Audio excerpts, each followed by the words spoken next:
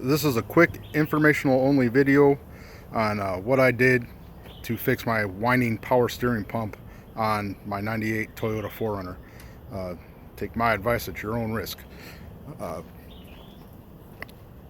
I started this up one day out of the blue and it had a severe whine in the power steering pump when the day before it was perfectly fine. So uh, I checked the fluid and the level, it was fine. Went and bought a new pump, put it on, flushed the fluid, bled it, uh, and it was whining just as bad as the old one. So I thought maybe I bought a defective pump, took that one back, swapped it out with another pump, installed it, went through the whole process again, and same thing. It was whining just as bad as the other one. The steering wheel was vibrating, all that good stuff. So I did a little research and found out about the screen in the bottom of the reservoir. So I gave that a shot.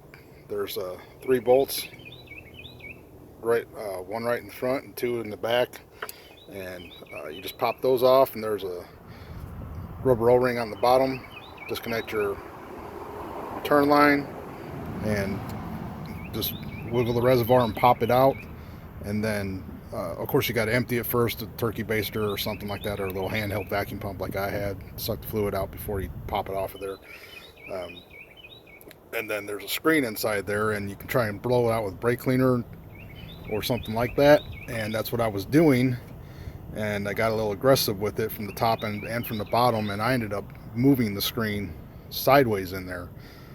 And at that point I figured it wasn't going to do any good anyway, so I actually hooked onto it and fished it out of there through the top with this, and then I got it with some needle nose pliers and pull it the rest of the way out. And this is what it looks like, and you could see that some daylight through it from where I was cleaning it, so it was coming clean, and that probably would have worked. But like I said, I knocked it sideways, so I figured I was never going to get it back in there the right way again, so I just ripped it out. And then what I'm going to do is, get an inline filter, aftermarket, I believe they go on the return side, and put that in there. But when I put the reservoir back on without the screen in there, filled it up with the car up on jacks, before I started it, ran the steering wheel lock to lock to bleed it, and set it down on the ground, fired it up, and the whine was gone completely.